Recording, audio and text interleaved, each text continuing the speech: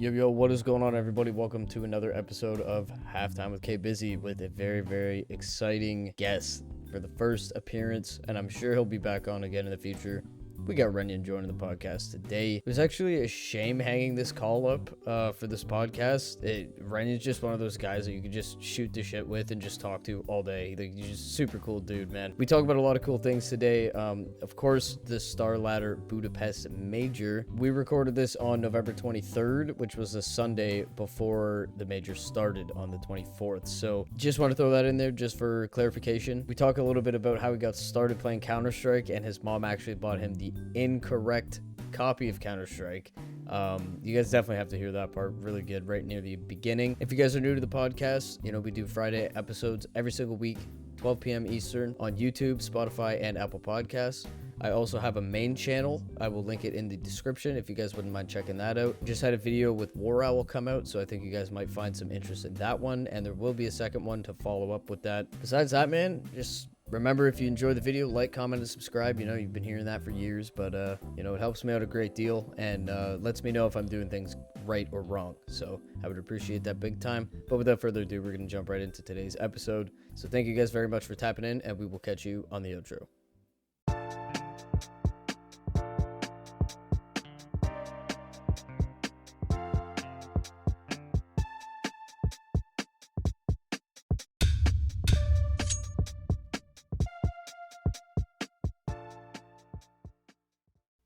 Yo, How's it going, man? How are you? Pretty good, pretty good. I mean, if I'm being honest, I know you Americans are different from us Scandinavians. When we ask someone like how it's doing, if you were over here, you'd get a culture shock. If you ask a Norwegian how they're doing, they'll be like, "Oh, not too good. Well, I got fired from my work and my grandma died," and they'll give you like Trauma dump? the whole, yeah, they'll tell you everything. Holy shit, okay. With you guys, it's just the default answer is good, right? Or Yeah. I'm okay. Yeah. Yeah, pretty much. That's how she goes. Very different for us over here. But dude, I'm stoked that we got this happening here. This is awesome. I'm really looking forward to it. Good to be on. Good to be on. I'm glad we could figure out the time that worked. Yeah, absolutely, and pretty quick too. Like, appreciate that big time. No. I mean, it's about making time, right? So, do you have any questions about how this kind of goes, or do you want to just? No. I know you've done this for a while, so I know you're an experienced podcaster. So I'll just let you lead the way, and we'll just have a chat, though. Alrighty, so, awesome. So I'm ready for it. Beauty. So the first question, the most important question, run me through the tale on how you got involved in Counter-Strike, how you found the game, what got you playing it.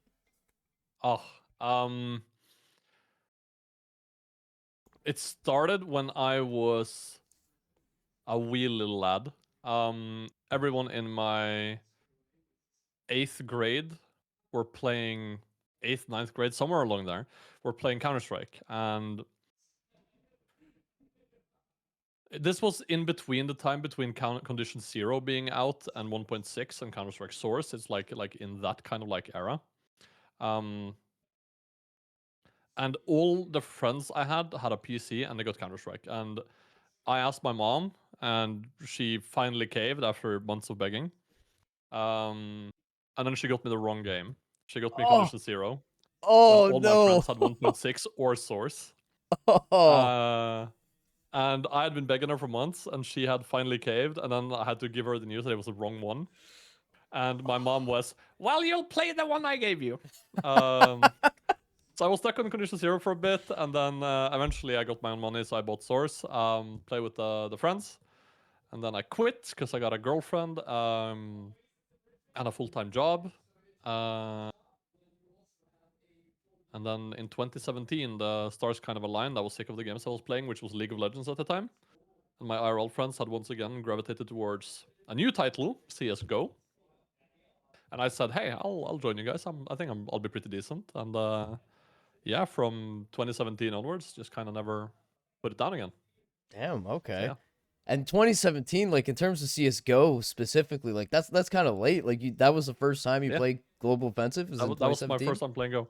I remember when it came out, and my friends were like started like playing it, and I was watching the trailers, and I saw that they had like Molotovs and stuff. I was like, oh, that's weird. I don't like that. 'Cause like I thought of myself as like a CS purist, and anything new was kind of like, nah, yeah, I don't like that. So I never joined them in playing. I was more gravitating towards like Battlefield, League of Legends, Overwatch had come out, so that was kind of the titles I was kind of tampering with. And then yeah, no, in the end it all got stale, and then CS was there, and it was just more fun than everything else. So you know, Awesome. Hell yeah. And that's the thing yeah. too, man. It's like when you look, I talk about this pretty frequently. It's just like when you look at all the evolutions of Counter-Strike, there's been so much change. And it's Mm. like even with CS2, like when those 3 videos came out, the teaser videos, you know, you just see like the smoke in the fountain on Overpass, and the smoke like fills up the ring in the fountain. It was like, whoa, what? Or breaking Mm. the smoke with the nades. It was like, holy shit. So to see like Global Offensive with the Molotovs and stuff too is probably at first it was like, is that gonna work? But I mean, Yeah. imagine today, you know, without Molotovs, it's just crazy, dude. CS was always gonna be there. If you start playing other games and start doing other things, Counter Strike's always waiting, and you will go back to it one day. I don't know what it is. It's like the first love, right? Yeah, Like you can be with however many you like you want to be, but you'll always have like the fond memories. You know what I mean? And the allure will kind of like linger. Now, obviously, this isn't you don't have to cheat on another game, but you'll always want to go back. You know what I mean? There's a reason it's the first love, and for me, like there's never been another game like Counter Strike. Like no matter how much I look, I've had single player games that I enjoy. Um, I've had games I've sank a lot of time into, but nothing like this one. yeah, man. This one's special. It's just different. Like just the 5v5 scenario. It's cops and robbers pretty much. You know, defuse the bomb if it's planted. If it's not, kill everyone else. Like it's such a simple concept, but the thing is, you can just take it to such extreme levels of skill that it's like it lets Mm. you really play like however you want, really, and it's just it's something that you can't match. And like Valorant, Counter Strike, and stuff like that, different strokes for different folks, but Yeah. nothing will touch Counter Strike ever, ever. I think they just figured out the balance with how quickly you can kill someone, how quickly you can punish them. You know, like within Apex. Apex Legends is a game I love. Um, takes a really long time to kill someone in comparison to CS, right? Um, a metaphor that I always used was one of the reasons I love Counter Strike is that if you're playing League, have you ever played League of Legends? Never Okay. touched it. Have you played Apex Legends? Like year back, probably when it came out, like you know, for a month or something. Okay. Let me give you an Apex Legends like comparison. Then. You know how in Apex are different levels of shields you Yeah, can have, and there's different levels of like attributes you can put on the guns. So someone who's got a lot of kills in the game, not by your fault, but someone who's got a lot of kills in the game, they will have a better shield, so I can take more damage, and their guns will shoot straighter than yours. So the moment you fight them, you're at a disadvantage if you haven't won the same amount of fights, right? In yeah. League of Legends, if someone has got a lot of kills on the enemy team, they're gonna have more HP, they're gonna deal more damage. So you can lose simply on the merit of your teammates or the other people in the lobby losing. Not on yourself, right? Like not on your own ability. But in CS, Dude. it doesn't matter if Saivu or Nico has killed you 12 rounds in a row. Yeah. If you can find the spot between their eyebrows with the AK, they are just as mortal as everyone else. And Yep. that's something I've always really loved about this game. So you can truly 1v9 in this game if you Uh-huh. have the day. And could you And imagine if you got like, I don't know, you got an MVP last round, you get an ace this round, next round you get a 3K or something, and then your M4 can just like one tap people like an AK or something? yeah, Like you yeah, can't have no, that shit. You can't. would be absolutely ridiculous, right? And it's like in these other games, that's like about snowballing the game. In CS, every round is a new game, and that's That's what it. makes it so like that, that makes it so intriguing too, right? So Yeah, absolutely. So when was it that you know when you first started playing in 2017? How long would you say that you know you it took you to go, oh shit, you know what? I want to start making videos on this game. ooh, Was there someone that me, inspired you, or did you just I'm gonna just funnily start? enough, I used to dabble in like video editing back when I played a little bit of Source. Okay. Um, so I made like a fragment or two back in my Source days. Um, and this was back when you had to use wraps for like easy clipping. You had Fraps. to if you really wanted to do it like the real way, then when you were recording, you went into console, you pressed start movie, and then the name of like some PNG files, and then the frame rate you wanted. And then the game would generate the amount of frames per second you wanted in PNG files. And then you had to take these PNG files into a tool that would turn the pictures in sequence into video. Wow. And then you had to line it up with audio manually and then introduce it to a video editor. So making videos now in 2020, 25 compared to back then, it's a lot easier, right? Yeah, holy. But no, I started pretty fast, and then with Shadowplay and me just playing Faceit and getting highlights, it was pretty quick. So my channel, I've actually made content for about 7 years. The first, the first 4 of which I was making montages. Okay. So kind of like Furious would make. Those went nowhere. I got 7,000 subs in about 200 videos, which is not the fastest growth. Definitely not a career. And then it became what it is now. But I started from the get-go of getting into CSGO because it was just so much fun and the game felt so fresh, right? So when things are fun and when things are fun and kind of like they grab you like that, it's very easy to create. Oh, for sure. So that's when it was like, yeah, just automatic. Yeah. Just had to. Yeah. And like getting clips or like, let's say like, let's say you get like a 4K, like a 1v4 and you get a no scope in the mix too. It's like those moments are just like if I were to come and tell you, it'd be like, oh yeah, that's cool. But it's when you have the clip and you're like, yo, watch this footage. It's just like, it just captures it. Like Counter-Strike is one of those games that, especially for Frag Movie or something like that, it's just capturing every bit of it is just, oh, it's so great. It's so great. Yeah.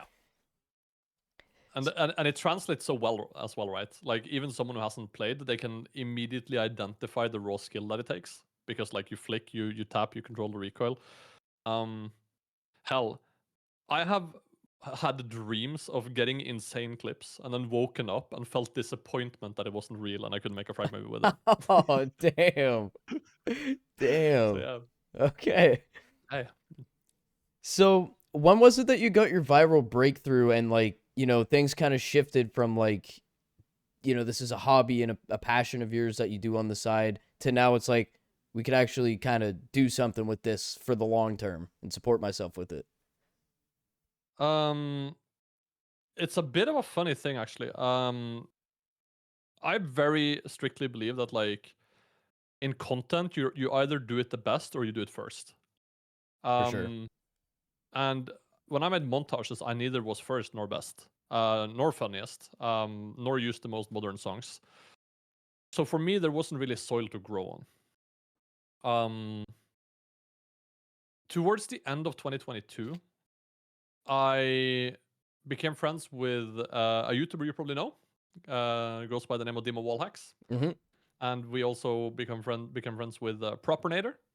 And the three of us, we all had our struggles with content at the same time. And back then, I was like streaming for 200 people. Demo was streaming for 60. Prop was for like 20 or below. So kind of I was trying to like give them tips and pointers on streaming. Dima had a breakthrough with challenge videos. He was doing his R8 to global and stuff like that, and got millions of views on those. And Prop was uploading clips every day and was getting a lot of views on those. So these two guys were kind of helping me out with YouTube, and I was kind of trying to help them out with Twitch. And we made a little group, and we discussed content strategy for hours every day. Oh, wow. And then towards the end of 2022, I was kind of at the spot where I'm like, okay, end of next year, I'm finishing up uni. I can start applying to work for work as like an accountant or a CFO or whatever somewhere. So I had the kind of a decision to make. So I said, okay, I'm going to completely flip my content format. And if it doesn't work out in the next like 3 months, I'm just going to look in for my exams. I'm going to leave this stuff behind. And then I started making these videos that instead of being montages of my best plays, they were stories of the games. So one game I played was kind of a story on its own. It would stand on its own 2 legs, have a start, a villain of the week, and then a finish, right?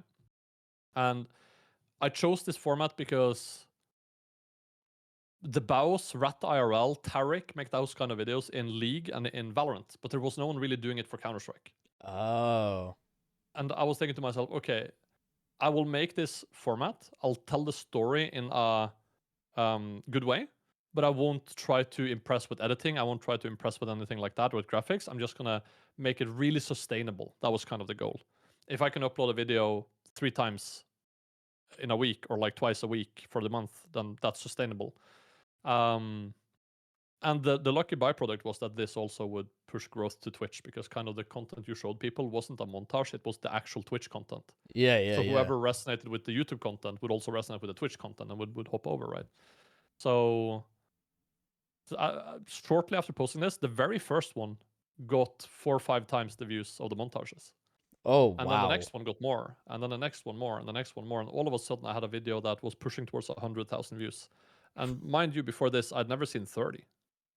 And I had maybe 1 or 2 videos out of 200 that hadn't done 10 or above. So wow. for me, it was like I was blown away. And the funny thing is, I was on vacation with my girlfriend at the time, so I wasn't able to stream. So when I finally turned on my stream again after 2 weeks of these videos kind of going viral, in a sense, for a small channel, my next stream had 150 viewers, then 200, then 250, then 300, and 350, and all of a sudden, I was someone who streamed for 400 people. Wow. So yeah. How does that feel? Like, to see that quick growth like that is probably just like pinch me, I'm dreaming. Overwhelming. Because I've always been very community driven with streaming. So going from reading every message, thanking for every follow, to not being able to anymore. You just can't keep up. That watched, couldn't keep up. And the people that used to watch you, they kind of feel like you stopped caring. But you're overwhelmed, overloaded, and you're also trying to perform in this game, right? So it became difficult, but it was a transition you had to kind of go through if you wanted to keep growing. Obviously fun. It's very easy to motivate yourself when the numbers are like on that trajectory, right? Oh, for sure.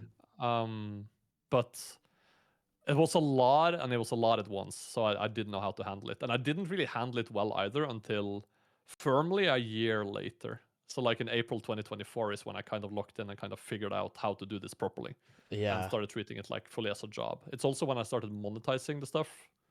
And I've had a skin sponsor, like a marketplace sponsor on the video, every video since then. Damn. So that's when it really became a job. It could be a job before. I just didn't want to monetize it because I was so afraid of like tampering with the algorithm and stuff like that. So yeah, it's really hard. Like once your stuff starts working, it's like, oh, I gotta keep my hands off. Like I don't want to jeopardize it, you know?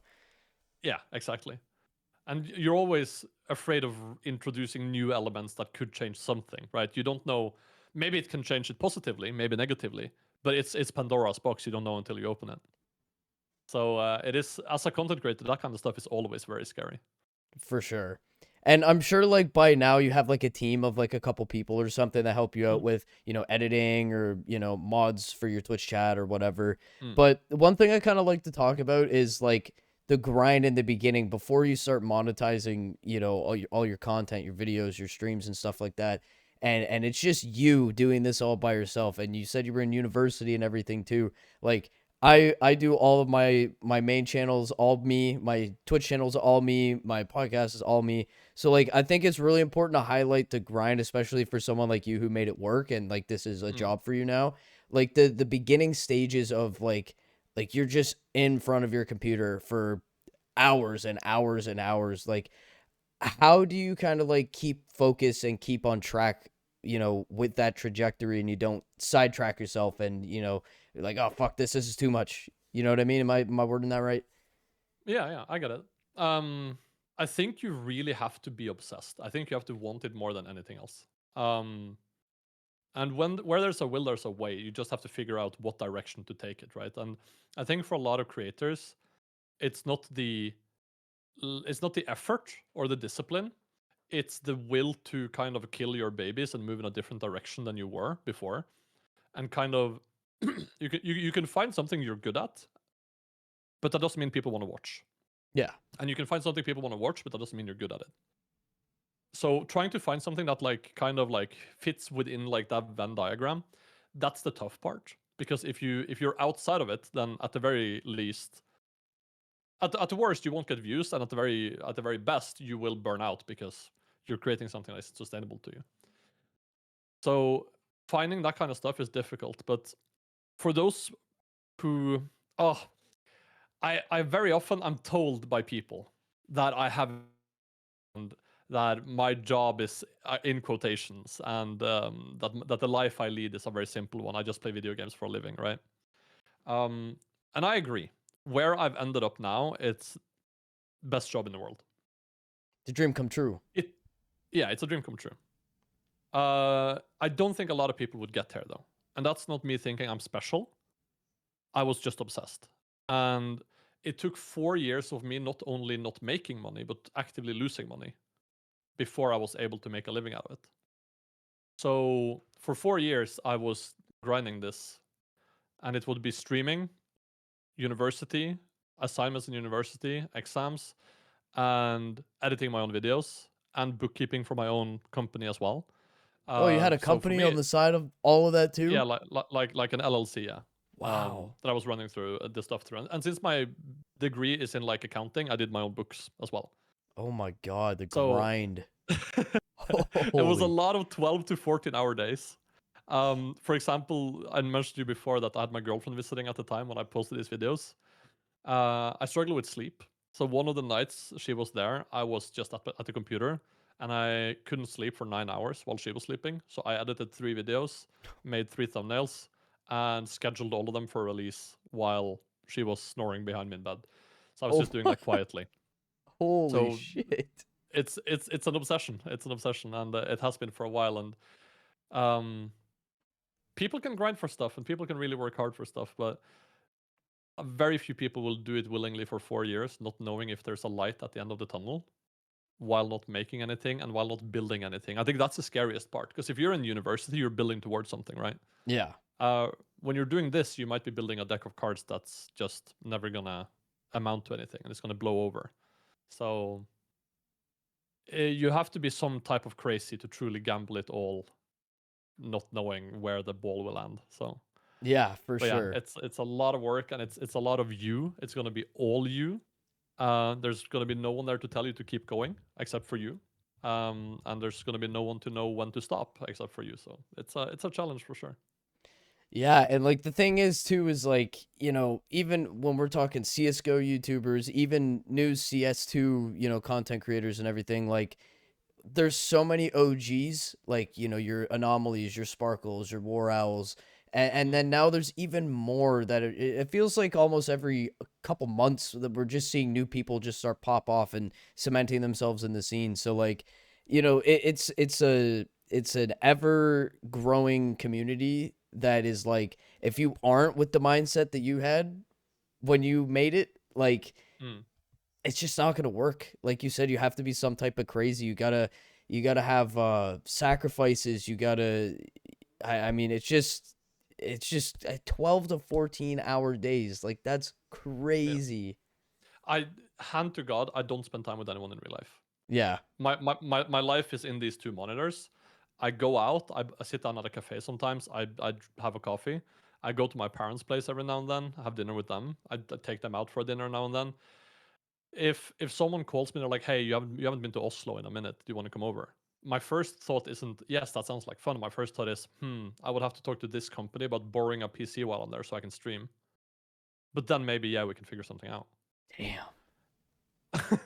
So I genuinely do not have a life outside of this. I eat meal prepped food, I work out, and I stream and make YouTube videos and discuss partnership deals. That's my life. So Yeah, but it's the thing yeah. too is like this community, it never sleeps. It never No. sleeps. So you could be gone for one day, and that's the day you should have been. Oh fuck! I should have been in front of my computer. Yeah. You just never know. Like Arrow being caught out in the wilderness. Oh When, my god! the knife trade up happens. That was Just out like there's just mountains. There's nothing. There's like not even cars driving by. It's just him and mountains. he didn't barely had any signal. Barely Oh, had any signal. I had to drive for signal. So that's so it's crazy. He must have felt awful.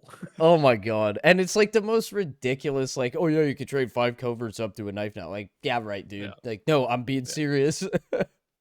You're checking the calendar, like, is it 1st of April? I think Yeah. the only person who like knows this happens to him every time at this point is Three Clicks Philip taking vacations, right? Yeah. So he So, knows they're waiting. Yeah. oh, for sure, absolutely. So I want to talk obviously a bit about your content too. Your content specifically, like you have a lot of videos and streams that are just showcasing like your skills, like your next level with, you know, your face. It's just crazy. Some of the clips that you have, and your videos are really entertaining, especially for people that really love watching. Like, to me, when I'm watching someone who's like kicking ass and Face It, or, you know, high level Premiere or something, it's like, damn, I got to go play Counter-Strike now. Like, I got to go play some good matches of Counter-Strike. And I love that about your content. So, Thank you. yeah, for sure, man. So I'm curious, who inspired you, whether it be content creators or like professional players or whatever, like who inspired you and kind of did that, you know, that made you go, oh shit, I want to get good at this game, like really bad. Oh, that is actually a really boring answer because it's no one. I never had anyone that I looked to and I was like, wow, that's what I want to be capable of doing. Because I didn't pay attention to tournaments until I was kind of already in content and when I was a streamer. Okay. And by then I already was at 3K elo on Face It. I think it's just more ego driven for me, where I'm extremely competitive as a person to the point where I'm incapable of letting the 5-year-old girl that I'm godfather to beat me in Mario Kart. I can't do it. I can't do it. If I lap her, then so be it. Like I would rather be that uncle that laps her and she thinks is unbeatable for that until the end of time. My ego can't handle losing in Mario Kart. And with CS as well, it's just I love winning and I love competing. So for me, it was just always this: when I'm playing, the moment I die, I'm like in my mind going, okay, how could I've improved? What could I've done better? What could I've done worse? Like why did this turn out the way it did, and how would it have turned out the other way? And if you do that for long enough, you will improve, right? So that's kind of it for me. It's not really. It sucks to say, but I didn't really have any like inspiration in that way. For content, I have a lot of inspirations, but as for improving as a CS player, not really. Damn, You that will of course surprises see me. like, yeah, no, I think that is surprising for a lot of people. But yeah, no, it's just more so I wanted to just get good, just kind of prove to myself, because I remember when I was started playing, I was thinking, am I good enough to get global? And then I got global, and then it became, okay, am I good enough to hit level 10 on Face It? And then I did that, and I believe that was within my first 1200 1300 hours. And then the question became, of course, am I good enough to hit 3000 elo on Face It? And then we did that. And then it was, okay, what about 4000? And then we hit that. And then after that, it was kind of like, okay, what's left? It would be like FPL, FPLC. But I have no ambitions of going pro because I find Team Counter-Strike uninteresting. So even if I Yeah. got to FPL, FPLC, then why am I there? So from that point onwards, it kind of became of, okay, now I'm just playing to have fun. And then CS2 came out, and then all this like competitive nonsense. I feel like I have nothing left to prove in a way. Okay. And I think also because of that, I've kind of stagnated as a player. But yeah, I'm sorry, I'm rambling. I'm getting off No, track you're here. good. You're good. Don't worry. But no, as for his inspiration to improve, I don't really have that. When it comes to content, I'm surrounded by people that makes me want to improve. And that's a So good thing. Like, it feels great to yeah, be in that position. very, very good. But yeah, no, I think when it comes to content and like getting inspired, you have people like the Bows in League, who is basically a guy who wins a lot of games by dying a lot, which is very anti-intuitive.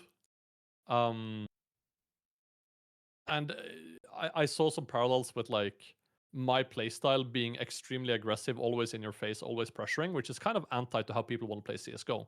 They want to play it safe back, play with your team, and I'm all about like this individual stuff. So seeing him do that and have a following, I was kind of like, huh, this might be something I can pull into. So for content, I have a lot of inspirations, but not the game itself, actually. Damn, that's crazy. Okay, I'm glad I wrote that question down.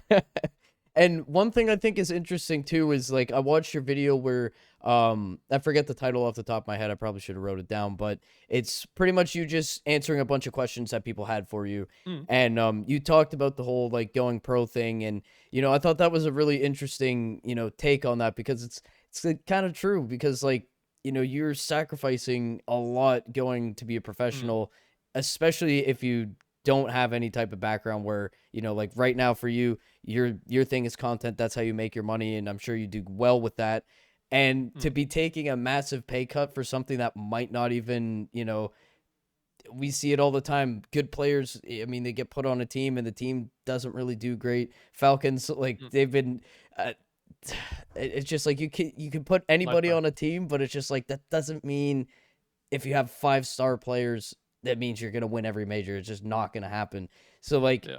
I don't know. Maybe I'm kind of rambling now too, but it's just important to not like put all your eggs in one basket and go, I'm gonna be a pro Counter-Strike player, because like it's a really tough thing to accomplish and to be able to financially achieve that. You know what I mean? It's a Mm. hard job to have. No, for sure. And I think what people take for granted is what you see is them playing tournaments and traveling the world and being on stage. And that is the final 1% of what they do. Yeah. The dark 99 lies behind, and that is spending hours and hours, days at the airport in a year because you're traveling between events, away from family, away from friends, away from your wife, your girlfriend, your loved ones. Um, Always on the road, never get to sleep in the same bed. Um, Even whether you're in a hotel room or you're home, you're pracking, you're watching demos, you're reviewing, then you're playing qualifiers, then you're playing pracs, then you're expected to keep up with social media on top of that. Then you should probably play FPLC and FPL. Um, Even worse, if you make it far into tournaments, if you're like a contender like Vitality, you play way more reps and you're way more on the road than everyone else. So I'm good friends with JL, and JL thinks that like the pro life is kind of exhausting, and Yeah. I completely understand them. So when we were in Austin, JL came over to our house and we had like a long chat about um, everything tied to creation and content creation. And he was back then telling us that like he feels not burnt out, but like he is playing with the idea of maybe one day becoming a content creator, right? Instead of this pro career and getting to be home with his wife. Yeah. Um, and when we started talking about like what kind of money you can make, what kind of sponsors you can work with, what kind of opportunities you can have, he was like shocked to hear that okay, content creators do really well for themselves. Um, and I wouldn't say he said that it was unfair, but I think he was like surprised at like okay, well, that's a level maybe above what he was thinking. So now that idea makes more sense for him than before. Um, and I don't blame him because we travel when we want to. We travel for an event when we want to, if it Hmm. kind of aligns with our interests. He travels to 3 events a month for the entire year. You have to do that. Like You that's have not. to. Yeah, exactly. That's the cost of being on top, right? And then I'll say it like quite simply. I think I worked really hard to get where I am. I don't have to work as hard anymore because I have employees now. JL has to work 12 hours a day and then Wow. also try to keep himself eating healthy and then also travel and then sleep on airplanes and sleep in hotel beds. And then if you're someone coming into pro play and you have the alternative of being in content, you are giving away like this super comfortable lifestyle for maybe the promise of glitz and glamour and people screaming your name in an arena. But that's only one team that gets to do per tournament, right? And getting to that level is so hard. I do not have that grind in me. Like when it comes to content, I can grind for hours. When it comes to trying to play super clean and professional on a server with teammates, and there's friction in the team, and maybe one guy wants you out and you want someone else out, and there's like all of this like politics surrounding it. I could never. I could Yeah. never get myself to do that for 12 hours a day. Not a chance. So my I have huge respect for the pros that do this for a living. Um, I'm not built like they are, not at all. So Yeah. it's the pro world is crazy. So they deserve what they're making Oh, for sure. I for mean, sure. Rob's even before he left phase, like he had a fucking Porsche. Like there's money to Yeah. be made, and there's a reason why they get paid all that money. It's obviously because of their talent and their skill, but it's Mm. because of like I love talking about like the time change and the the mental coaches and the boot camping and watching demos. I mean, everything we just talked about. Like when you really think about that and then put yourself Mm. in that person's shoes that has to do that all year round with barely any breaks. Mm. I can't even wrap my head around it. I simply can't even think about it. No, no. And you're also like, if you really want to be the best, you're forced to really buy into the team spirit as well. Maybe the team has like not like on paper like a bonding session, but maybe the team wants to go out to do something in a group. Mm-hmm. And even if it's not what you want to do, you have to just do it. Because if you don't, it's bad for team morale, right? And there are so many like small things you have to be considerate of next to playing, next to practicing, next to the demos and the traveling. And it's a lot. It's a lot for anyone. So and then you have to perform as well. And then if you don't perform, you get death threats. And then if you don't perform good enough, you get death threats. And then Yeah. yeah, yeah. It's no, It's I too don't envy it. much. Like yeah, it's too much. So speaking about the pro scene and everything like that, the StarLadder Budapest Major at the time of recording this hasn't started yet. It is starting Yep. tomorrow though, Monday the 24th. Um, Mm. but a little bit of controversy surrounding it, and I know you had a video out. I haven't been watching too much YouTube. I've been super busy doing 2 podcasts. This is my third one this week. I've got videos I'm trying to edit. I haven't been keeping up with Twitter too much and YouTube, Mm. but I know you had a video taken down. I'm not sure if it got put back up by now. I would No. hope so. It's still not back It up. and the appeal got rejected as well. Oh boy. So now my network is fighting YouTube on it. So we'll see what happens on that front. But yeah, What the till now. fuck? That's crazy. Like Yeah. I I hate to be the guy to just say what everyone else is saying, but like StarLadder's coming back for their first event and how long and like what are they doing? Like what is the cause Yeah. of all these problems? I believe they haven't had a major since 2019. I think Mm-hmm. that was the last time when they had one. As for events, they've had a couple this year, but they've been Kick exclusive. I hate that. I hate that. Yeah. So I don't know what you want to keep in your podcast here, but I've been very involved with this stuff, and I've been speaking to representatives from all kinds of companies, and the working theory for us that like me and Flam and Owen and etc. seem to agree on is that given StarLadder allowing exclusivity to Kick, they've probably sold exclusivity to Kick for the year. That's probably what they've done. Because Oh. Star Series in September or October was Kick exclusive, and if you applied to co-stream it, you were just bluntly told no. And they probably did this thinking, and this is all alleged. This is my theory. I'm not Yeah. alleging anything towards StarLadder. They probably sold the exclusivity to Kick. Kick probably paid like a fat bag for that, and then the major comes along, and Valve says no. Damn. You do not use the major exclusively. So what ends up happening instead is that StarLadder tries their best to find ways to make the Kick stream so much more advantageous than the Twitch Wow. version that no one will realistically want to sit on Twitch because you're just going to be spoiled because you're 3 minutes behind, because you have no overlay, you have no replay, you have no highlights, you have no casters and observers. You have One fighting the demo UI and trying to figure out like how do I do all of these things at the same time. That's so crazy. Yeah, but that is very likely what's happened, because when I received co-streaming permissions as well from StarLadder, it says that like, okay, it's only on Kick. If you don't have a partnered Kick account, StarLadder will put you in touch with Kick partnership team. So it's just full on a very shameless onboarding attempt. Wow. And even now, Flom has permissions to stream on Twitch with no delay, so he gets the same treatment as on Kick. There's one more party that I don't want to name, but you'll see it tomorrow. Ona has received permissions to stream on Twitch now without delay, thank God. For the last week, he didn't get any, and he really had to fight for it. And they also told him like, "Hey, you gotta go on Kick, buddy," and which is unbelievable. So I think the lesson in here for me is that both StarLadder and Kick are taking a celebration of our community and treating it so blatantly anti-community they can, in the name of profits and in the name of new viewers and new streamers and new numbers they can add to their platform to sell to marketers over time. Because they don't care if you have 1,000 viewers on Twitch, as long as you bring 250 of them to Kick. That's what they care about. So they are very happy to fragment your community into those who are willing to be on a site that are supporting gambling and very open to gambling, rather than just say, hey, we understand that this is a community-driven sport and that this is a community celebration. And while we have bought something that we haven't received, we will let you guys celebrate your community with your communities.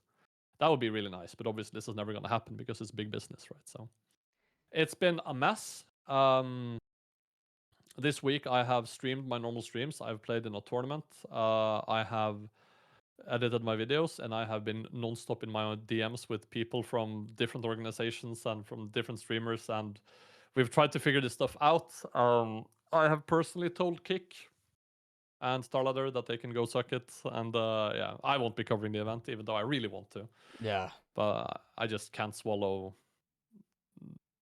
whatever this is. So, yeah. It's just like, it's a mess.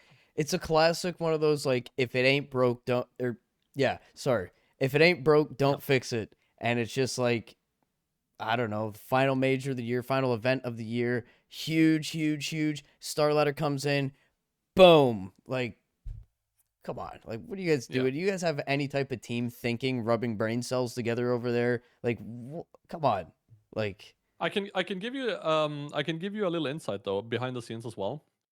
It might be interesting for you and your podcast. Sure. We actually met with StarLadder in person in Cologne at the beginning of August. And it was me, Dima, and Tweede. We met with them because we were discussing a marketing campaign for them. So basically, we would market on YouTube videos and on Twitch that we would be going to the major, and that we wanted to help them sell tickets for the group stage, because this will be the first ticketed group stage in major history. Okay. And they were interested in it, and they told us to send over some stats and some geographic stuff and etc. Very normal for like branding. And we did, and then we hear nothing for 3 months. But our only kind of like solace in this is that, okay, but we're in the room. If they don't want to take us up on the marketing deal, that's fine. But at the very least, they will probably fly us out to the major so we get to meet the fans. Because we work extensively with ESL, and they do for every event. Blast will, at the very least, offer us tickets and say that, like, okay, we don't have budget for like flights.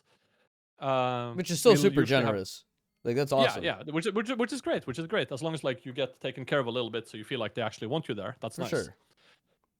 Because going to an event, I'm not going to watch the game sort of like take it in. I'm going to meet the fans, right? And I'm not so deluded that I think that 1,000 people will come to the event because I'm there. But maybe for 50 people, a streamer they love being there is the difference between maybe going and definitely going. For sure. And that's a part of marketing that ESL believes in, at least. So when you know this, you don't want to pay the flight and the hotel and then have like a normal ticket, and then you don't get to rest ever. You don't really get to watch the games because you're also like talking to fans the entire time or meeting up with people the entire time. And that's what we do. In the Austin Major, we don't watch the games at all. You didn't get to?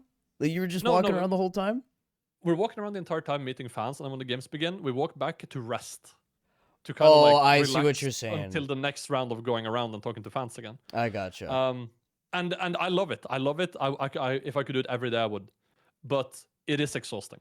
Oh, for sure. But it's the best type of exhausting. So Dima would fall asleep during the games multiple times, for example. It was so loud. That's so crazy to think about. Yeah, he was sitting next to me just snoring away. And I get it, because like I'm just as tired as him, right? Yeah. But yeah, at the very least, we thought like, okay, we've been in the room. At the very least, they'll get us out there. And then in the end, they tell us, okay, we're not interested in the marketing. And we say, okay, that's fair. What about like travel and accommodations? And they go, no. And I quote, we don't see how inviting influencers to the arena would help sell tickets for the arena. if you want to go, you can buy your own flights and tickets, and go the normal way. I mean, And they tell us this 3 months after our initial meeting, instead of just right off rip, so that we could actually get cheap tickets and hotels and flights. They wait until it's less than a month out, and then they tell us like that's we're not interested. So it has been a mess to try to deal with StarLadder. And when you ask me, do they have two brain cells to rub together? I genuinely think the answer is no. I mean, just off of the statement alone that you don't think that inviting influencers to come to an event would help increase, Yeah. the capacity of how many fans are going to be. I mean, like, what are we talking about it anymore? That's crazy. If you've been to any of these events, when Dima walks around on the floor, it's like he is an A-list celebrity. When I was walking around in Austin, this was before I really showed my face in my content. And even so, if I stood still for long enough, there would be a line forming of people that wanted to meet up, take a picture, have a quick chat. And it's insanely cool, but you are lying to yourself as an organizer if you're saying that like this doesn't matter. Because again, it is 100%. community, Yeah. right? If I walked, so my favorite YouTuber is Super Eyepatch Wolf. Probably someone you never heard of. He makes video essays about anything. Okay. If I was thinking of going to an event, say for example for wrestling, because he's very into wrestling, and I got told that he was going to be there, I'm twice as intrigued to buy a ticket. For sure. Like, And I think the same logic applies. So 100%. Like when in Austin, I mean, Austin was an absolute cinema. Absolute cinema. I mean, it was like everywhere you turn and look, there was just like, oh, there's so and so. Oh, there's so and so. I mean, I was with my buddy Pav, and we were talking to people or trying to find someone or something, and he's just like, oh shit, there's Ren. And I look over and I'm like, oh shit, okay, yeah, there he is. And he got a quick picture with you and whatever, but you were streaming and everything, and you kept it moving because I'm sure there's probably people looking for you or whatever. But it's just like, it's exactly what you're saying, man. It's just, imagine being at an event and it's just like, oh shit, there's Kenny S or something. Of course you're gonna want to go over there. It's no, off of that absolutely. principle alone. Like if you don't believe in that as an organizer, I mean, just get out of the business. In my opinion, like that's fried. It's out of touch for sure.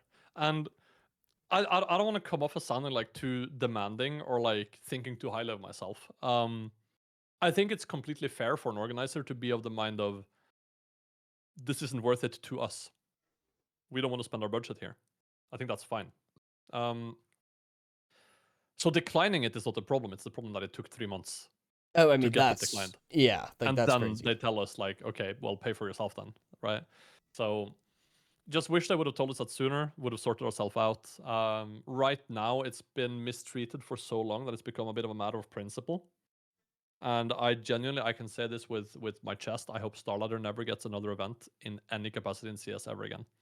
I heard they were too late to apply for an event in 2026, and that fills me with absolute joy. So, very disappointing TO for the CS community, at least. For sure, absolutely. And one quick thing I wanted to just touch on for the last part about StarLadder that I want to talk about, and the Budapest Major and everything is, I think I forget exactly what it was, but there was some confliction with like, recently YouTube made gambling changes for if it's not what do they call it, Google recommended or something. Oh yeah. Do you know how it works, or should I explain it? Yeah, if you could just briefly explain it again. Yeah, it's a way that Google certifies that a website is the website that it really is. Okay. So from my understanding, it's not really an anti-gambling rule; it's an anti-phishing rule. So Oh, this gotcha. is a response to the "Hi guys, Nico from Falcons here, giving away my inventory." That's what it's kind of like gearing up towards. It's not really Okay. the gambling per se. So yeah, the Curacao licensed gambling sites will still be able to advertise, but the reality on YouTube is that you get much lower reach if you do. Okay. So it's but it's not illegal. Still, So, as far as I know, I might be wrong, but yeah. okay. So with that being said, is the biggest sponsor of that's the main sponsor of Budapest. And Yeah. But by the way, sorry to interrupt you. no, you're good. You might not want to name them. That's probably why my video got taken down. Good point. Good point. Okay. So we'll start that one over. The main sponsor of the Budapest Major has been announced, and thank you again for that. But that's the confliction because maybe you can stream it on Twitch, but if you were on YouTube as well, the YouTube thing's getting taken down. As far as I'm pretty sure that's what I read. So my whole thing is like just in the gambling thing in general, with majors aside and everything. I just want to hear your take on it because you're very well put together in terms of like, you know, when you're speaking and stuff like that, and I think you're a pretty knowledgeable person. So to me, it's just like I feel like the community like picks and chooses who they want to soft cancel.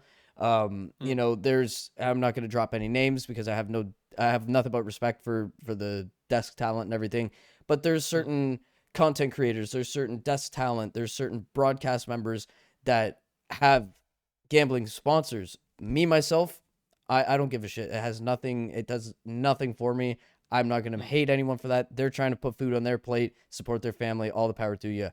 However, I do understand the whole gambling addiction thing. It's a problem for people. I remember when I got into Counter-Strike, I was 15 years old. I was opening cases like a madman. It sucks, but it's I don't know. I just feel like it's all the time that you see maybe a new content creator is getting a new gambling sponsor, and it's like, oh fuck you, burn in hell. And to me, it's just I feel like we pick and choose who we're canceling, and I always think that's weird because in mainstream sports, I mean, everywhere you look, it spreads everywhere. So I just want to kind of know your take, for people that go, you know, shitting on people for having a gambling sponsor and stuff like that. I'll explain my POV first. My POV first is very simple. I'm very community driven. Most of my choices that I make around streaming and YouTube is based on what do I think is the right foot forward for my community. So when I pick a skin trading site, you know, for example, now with the trade update with the knives, there were some trading sites that reverted trades when a user made too good of a purchase. Yeah. I blacklisted all of them from working with them because I think that if you're one of these sites and you operate like that, then I can't recommend you to my community. Now, granted, most streamers and YouTubers don't have this obsession with building community. And I'm not saying my version is better or worse. It's a difference of like approach. If you are someone like me who builds a community and then you peddle gambling to that community, I think you're not necessarily evil. I just think you're very careless. And I think there's something to be said for that. With that said, I have had gambling sponsors in the past. The difference between then and now is that now I can afford to say no. So as I told you before, I went 4 years not only not making money but losing. At the tail end of that, I took a gambling sponsor and I had that one for 6 months, and it basically allowed me to stay afloat for the next year. And again, personally, I don't care. Like, I don't look at you a certain way because you've had a gambling sponsor. I don't care, but there are people that do, and absolutely. I'm just making the point that like I'm no saint. I'm no virtuous person here. I only try to look at other people's plates when I'm making sure they have enough to eat. Yeah. And I think that's what most people should be doing. Whether or not, like, if I can, for example, mention streamers that have 4 gambling sponsors, I think that is a bit tacky. But I don't know what circumstances they have. I don't know what they're trying to achieve. I don't know if they have multiple kids with mental disabilities and physical disabilities in their family that they are trying to set up for life. Like, what do I know, right? I don't judge. I just, me for my own sakes, I know I can afford to say no. Maybe in the future that's going to change. It's hard for me to say, but right now I can afford to say no, and thus I will. So there's nothing like virtuous about it. It's just, it's saying that enough is enough. I don't need more. Yeah. Right? Because obviously taking gambling instead would make me more money, but I don't need more. I'm fine. But someone else, like for example my friend Fury, he takes gambling sponsors. He has done that for quite some time, and he's unapologetic about it. He got a son, and he's trying to set his son up for life and take care of his wife for life. And I think that's respectable. If he did that through normal skin marketing only, it's going to take much longer. Maybe something happens in the meantime, and he won't be able to do that. And for a person like him, he would kick himself way more, giving up on a chance to set up his family, than taking the virtuous route. And at the end of the day, it's really about what you prioritize. I don't judge. I don't have a hard take there.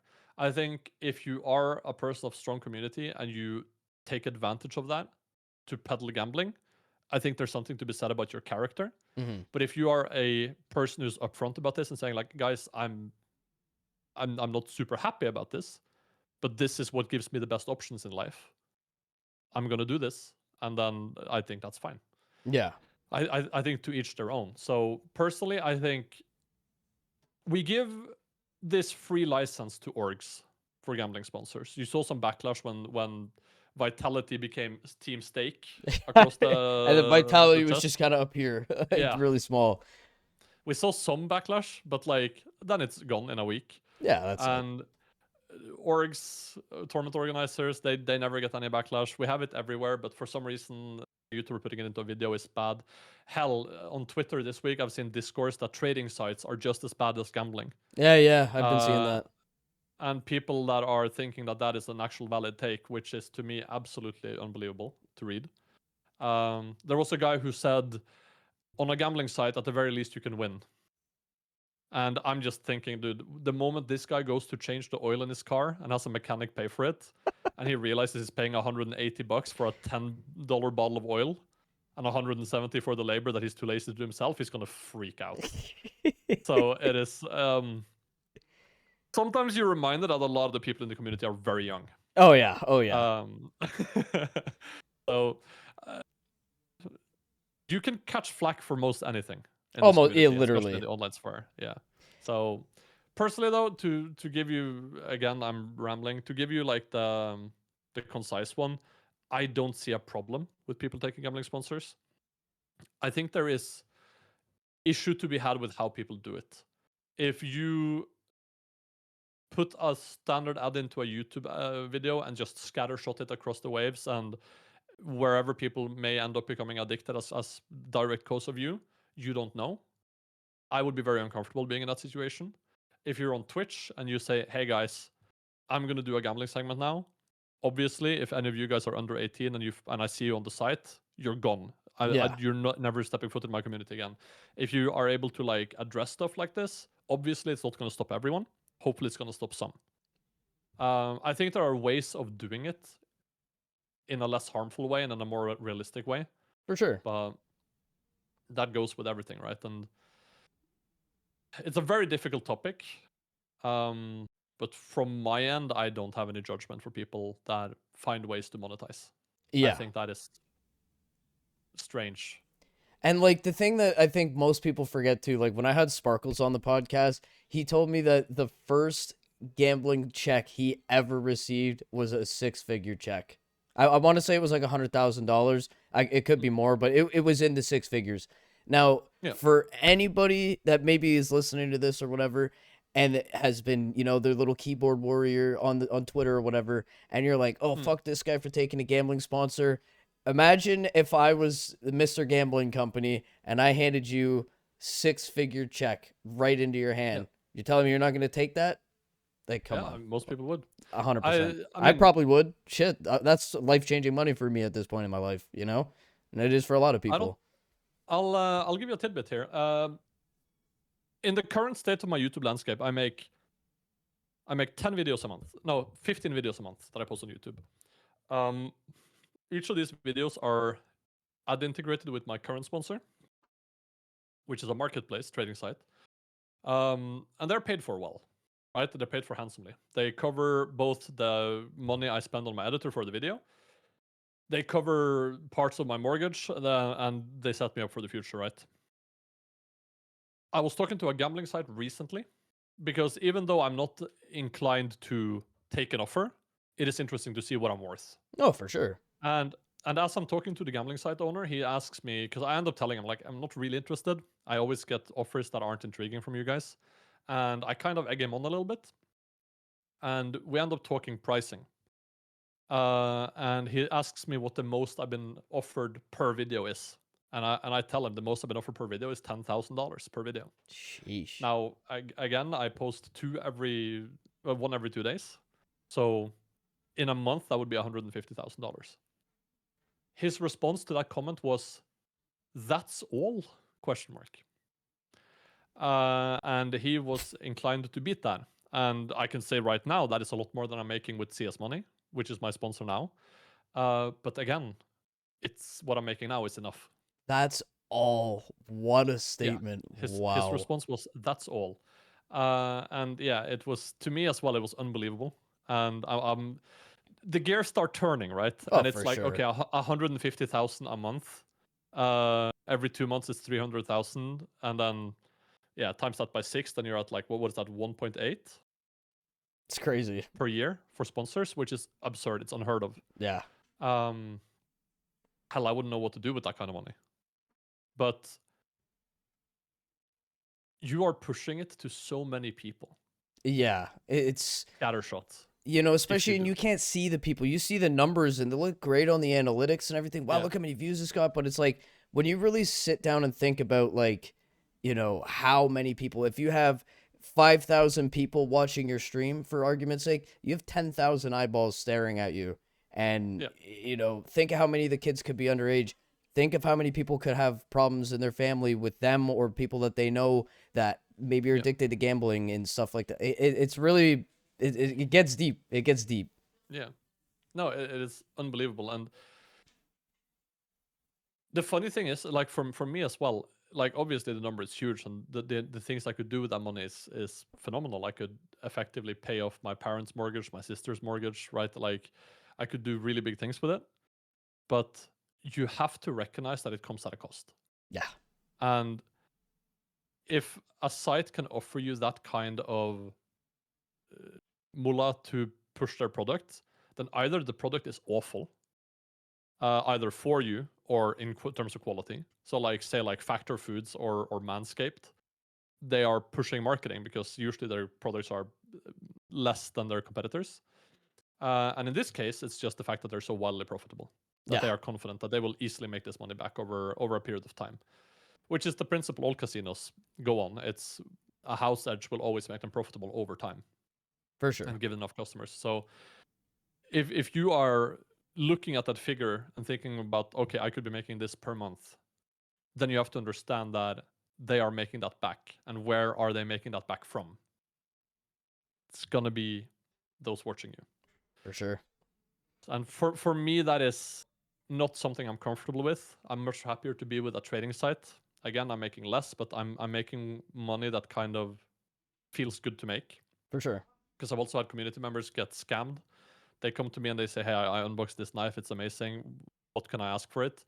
And I can tell them a realistic price. And then a scammer comes and tells them an unrealistic price, and they much rather have the unrealistic price than the realistic one, and then they lose everything. Mm-hmm. And then the alternative was them going on Boat or CS Money or Skins Monkey or whatever and selling it, not even to the trading bot, but like on the marketplace that these sites have. And then you can actually get the fair value out and then take the cash out, right? Yeah. But that isn't as intriguing as someone on Twitter telling you that, oh, actually, this is a rare pattern. It's worth $1,500 more. So I sleep pretty good peddling a trading site compared to a gambling site. And for me, that's worth it because I hardly sleep. So All right. Well, I love it. So the last question I got for you is 2026 is, you know, pretty much around the corner. And you've done a lot of really good things so far, and you know you've achieved a lot and everything like that. So like going into 2026, like what are your goals for you and your brand? Do you have anything that you like, a bucket list or something? oh, exciting. Going into the new year, I am actually handing over the keys to my kingdom to my video editor. My editor Lucy, who I've been calling my partner on YouTube for the better half of 2 years. He is taking the reins now as of December 1st. So he will be in charge of everything that goes up on my YouTube channel, and I will not be paying attention to it. And that for him comes with a pay increase and some increased responsibility. And it's going to free up some time for me to pursue other things. So one of which is try my hand at variety streaming Okay. and do more stuff outside of CS. Try to build a foothold on that kind of streaming for whenever the time comes where I'm sick of this game. As if I already isn't. I also want to start an agency and try to help my fellow streamers and creators get get better brand deals for themselves. Because negotiating with sponsors is something I've always loved, and it's something I think I'm fairly decent at. So trying to help out my friends do better for themselves is kind of also on the horizon. So those are the two things going into 2026 that I want to do. I'm also trying to start up a clothing company to sell some clothes that I will be having a hand in designing myself. Hell yeah, So man. That's awesome. that That's kind of stuff. exciting. I'm doing some stuff outside of content for once, which is exciting to look at.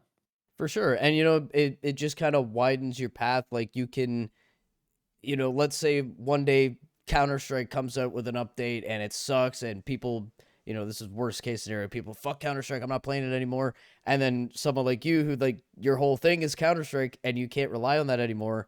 Well, now you might not have to worry about that because you're variety streaming, you're doing stuff over here. Like the more things Yeah. you're doing, I mean, you're going to be sleeping less. It sounds like you already don't sleep a lot, so you're going to be sleeping even less. You're going to be working even more, but in the long run, like that's the smart idea. That's a smart move.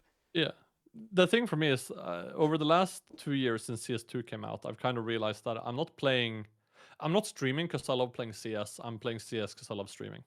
Oh, okay. And CS has just been the vehicle for me to play something on stream that people want to watch. So a lot of the time now, what I do is I go live with CS and then I move into something else. The goal, of course, being in the end that I don't have to rely on Counter-Strike to even pump the numbers at first and get people interested at first. But as it stands right now, I am a Counter-Strike creator, so that's what people are there for. But even this year, me, Dima, and Propernado went to Japan together for 10 days and did a bunch of IRL streaming in Japan. That was super fun. But we're not there yet to a point where I could make a career out of it, you know. So, but kind of putting some different eggs in some different basket and seeing if I can keep some of them safe and maybe grow them a little bit. Awesome. So, exciting year ahead. Awesome, man. I love it. So for the last part of the show, you know, I always like to just shine the spotlight over to the guests. So yeah, I mean, you kind of just, you know, announce what you're doing and everything. So I don't know if there's anything else that you want to promote. Maybe if there's people that you want to thank or whatever. And, you know, just any final words, really. Take the floor. It's all you. First of all, I would never be in the position I am without Dima and Propinator. They are both phenomenal people. I know most people will say good things about their friends. Dima and Prop are two of the most hardworking, unproblematic people I've ever met in my life. I'm truly grateful to have good friends, and I have a fairly small circle, but I have a circle of friends that I'm very happy with. And meeting these two reshaped for me what content creation could be, and meeting them was the seeds of being able to stand where I am. Absolutely amazing people, both of them. Prop is doing better and better. I'm very happy to see him. And Dima will probably take home Content Creator of the Year, Streamer of the Year at HLTV Awards in January, I'm hoping. He will have my vote at least. Other than that, there's a lot of exciting creators on the up and up right now. Some creators that I'm very proud of. Flary, a friend of mine, has been growing really quickly lately and is doing phenomenal. He's putting in the same graveyard shift that we talked about before. He's been doing that for a while and it's starting to really pay off for him, which is exciting. Fire2K is doing the same and he's really working hard. So I'm excited to see that. And then, yeah, a lot of people. There is still a lot of real estate to be grabbed by people who want to come in and grab it right now in content creation, in streaming. And the CS sphere has a lot of streamers, but if you have a personality that is fun, you don't have to be good at the game. You don't have to be a high elo player. You can just be unique enough and people will watch and people will care. So anyone wants to become a streamer, you're welcome. Come on in. The water's warm. It's great temperature. Hop in. And yeah, finally, thanks to you for having me. It's also fun to hop on and chat. Yeah, of course, man. It was awesome. Awesome time. Alrighty, guys, and that does it. Like I said in the intro, man, it was a shame hanging this one up. This call, I wish we could have kept it going. I had stuff to do, and obviously Renyan has a bunch of stuff that he's doing. So, Maybe we'll have to get him back on the podcast. Let me know in the comments if you would like to see Renyan return. When you're down there in the comments, make sure you scroll up a little bit, like the video, subscribe if you enjoyed. That does it for this week, guys. You have a great Friday, great weekend, and we'll catch you guys next Friday at 12 p.m. Eastern for a juicer. Till next time, everybody. Peace.